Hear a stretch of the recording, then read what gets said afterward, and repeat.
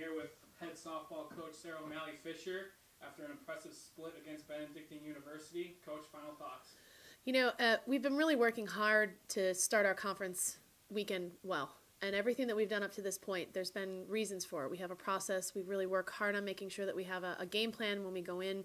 And Benedictine is always one of those teams that is at the top of our conference every year. But it was just something that today we went in and we played like they were just like us. And we played that from the first pitch. Even though the first game we lost 6-2, we still had a good approach. We were still jumping on the pitches what we wanted to look at. I mean, that's the number one pitcher in the conference with Habercorn that was on the mound for them. She has been perennially for the last 3 years, and she's a senior this year. So she came out firing, and took us a little while to get started, but we had runners on. We had opportunities to score runs. So, and then in the second game, we just came out and we hit the ball. We put the ball in play, and we were making good contact, and we were making adjustments as we went on. So that game was ours to take. We made it a little interesting. But that's what we do, and this team has just done that with our Florida trips. We were 5-5, and we could have easily been 7-3 down in Florida. We just kind of stayed even keel the entire time. Now, Coach, you talk about Benedictine really been the class of the NAC the last however many years, and getting this first win over Benedictine in the last 5 years, I believe. Just talk about how your team has grown over those 5 years, and just finally getting over that hump and playing well against a very solid Benedictine squad.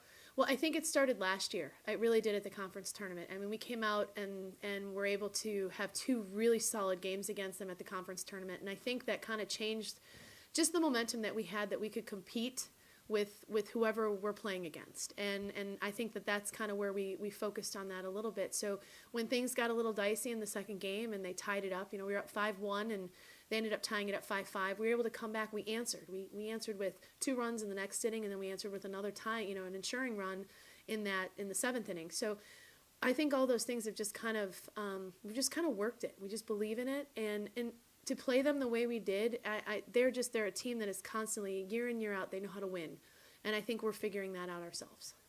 Now, Michelle, you had a very good day in both games at the plate. Just talk about what was your approach in the 2 games and just your big day. Yeah, I mean, I just wanted to hit the ball. I wanted to have some fun, and Holly Habercorn's a very good pitcher, and we knew she was going to come inside, so I was waiting for that pitch, and I just wanted to take it right back up the middle or in the 5-6 hole, and I was able to do that, and I was lucky that the runners or the batters before me got on, so I was able to move them over. Now, as a senior, as we've mentioned, you haven't been beaten Benedictine, and being a senior your last year, how does it feel to finally beat them and then make one step closer to reaching the top of conference?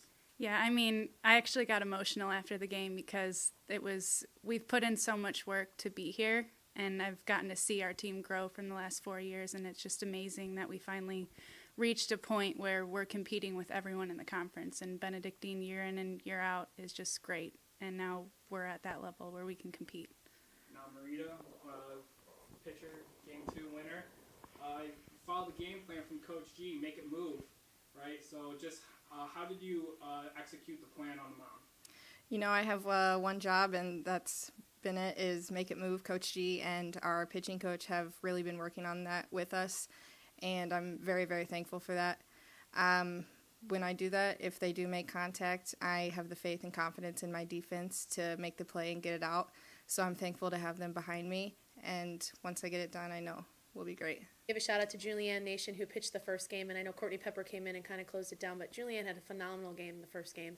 She had them off kilter, and there was one inning where it was just a couple hits back to back that we couldn't stop it, but she did a great job today, and we have to give her props because she set up that first game, she set the second game out.